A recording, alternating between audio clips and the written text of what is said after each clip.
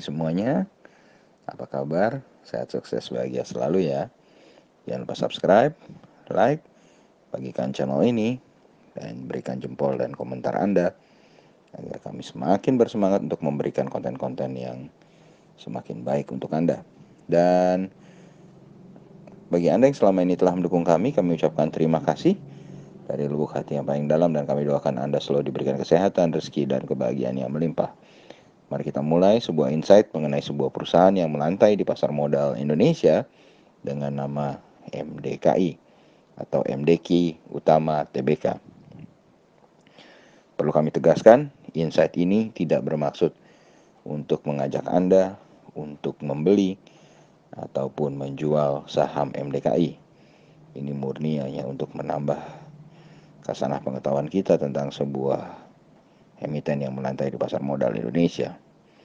Dan MDKI Utama Tbk atau MDKI didirikan tanggal 17 Maret 1981 dengan kantor pusat MDKI Utama Tbk ini berlokasi di Jalan Krikilan nomor 294 di Driorejo, Gresik.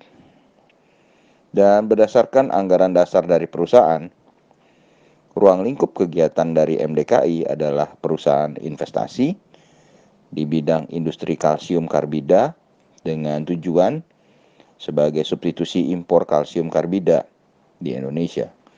Kalsium karbida sering dikenal juga dengan sebutan CaC2.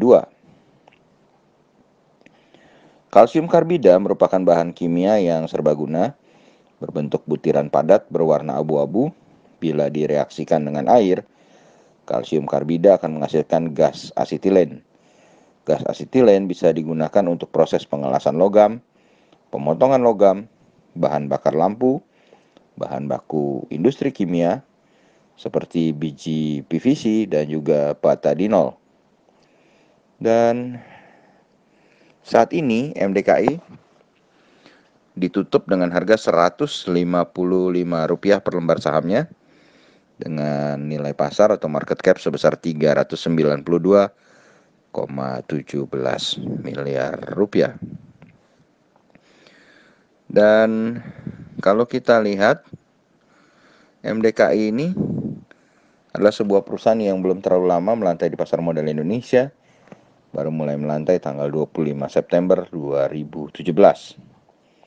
Dan pemegang saham terbanyak dari MDKI adalah PT MD Industri Investama senilai 67,3%.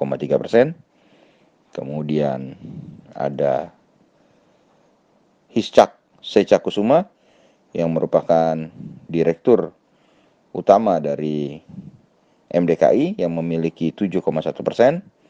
Kemudian masyarakat memiliki 9,8%.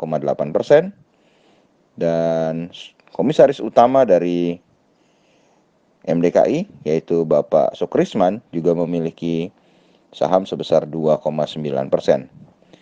Kemudian ada pemilik saham lainnya seperti PT Ciputra Corpora 2,6%, PT Budi Mulya Investama 2,6%, PT Dwi Tunggal Permata 2,6%, PT Megah Cipta Investama 2,6%, lalu beberapa orang putra dari mantan Gubernur DKI Bapak Ali Sadikin, yaitu Boy Bernardi Sadikin 0,6%, Edi Trisnardi Sadikin 0,6%, Irawan Hernandi Sadikin 0,6%, Benyamin Irwansyah Sadikin 0,6%, dan Vincent Seca Pramana 0,1%, yang merupakan juga direktur dari MDKI.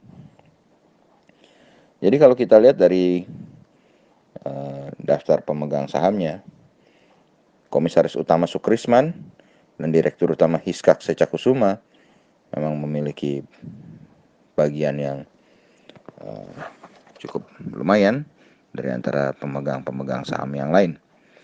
Yang menjadi sangat menarik adalah pemegang saham masyarakat atau saham yang dipegang masyarakat cukup kecil, hanya 9,8%. Dan kalau kita lihat sejak tahun 2018 MDKI rutin membagikan dividen. walaupun dividennya terus turun dari 2018 sampai 2020. Dan kalau kita lihat EPS MDKI saat ini ada di angka 11.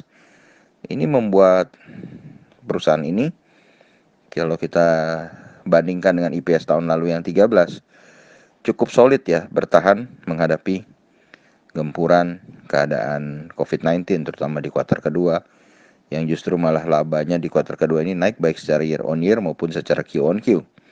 Kemudian total sales dari MDKI adalah 155,31 miliar rupiah, asetnya 916,82 miliar rupiah, liability 91,18 miliar, equity 812,87 miliar dengan net profit 13,92 miliar.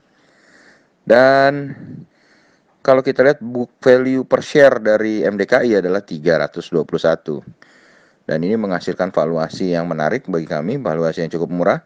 Price earning ratio-nya adalah 14,09 dan price to book value ratio-nya adalah 0,48 kali.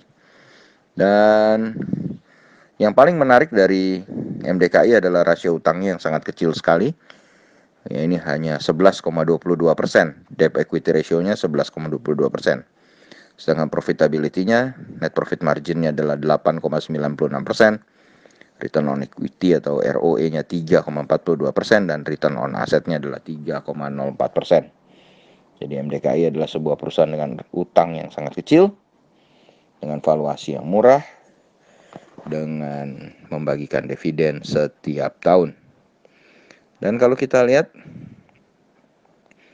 pergerakan harga MDKI dalam 1 bulan terakhir adalah dari 143 sampai dengan 158. Dan harga tertinggi MDKI secara year to date atau dari awal tahun sampai sekarang adalah 206. Dan harga tertinggi atau all time high dari MDKI adalah 250. Dan kalau kita lihat saat ini, maka investor asing mencatatkan total jual bersih di MDKI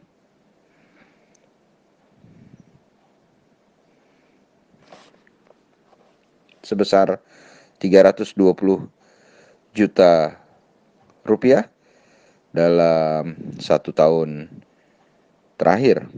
Dan demikianlah sebuah insight mengenai MDKI dengan kelebihannya, yaitu valuasinya masih murah, kemudian rutin membagikan dividen, kemudian perusahaan ini bisa bertahan dari COVID-19, rasio hutang yang sangat kecil yang membuatnya sangat sehat, sedangkan kekurangannya adalah jumlah transaksi yang kecil, tidak liquid, market capital atau nilai pasar yang juga sangat kecil, dan saham ini baru saja melantai di pasar modal Indonesia 3 tahun. Jadi masih butuh waktu untuk lebih terlihat performanya. Demikianlah, semoga bermanfaat. Tetap sehat, tetap semangat, maju terus dalam capai profit maksimal di pasar modal Indonesia. Dan jangan lupa untuk selalu berusaha bahagia. Sampai jumpa di berbagai insight dan informasi menarik lainnya dari carakaya.id.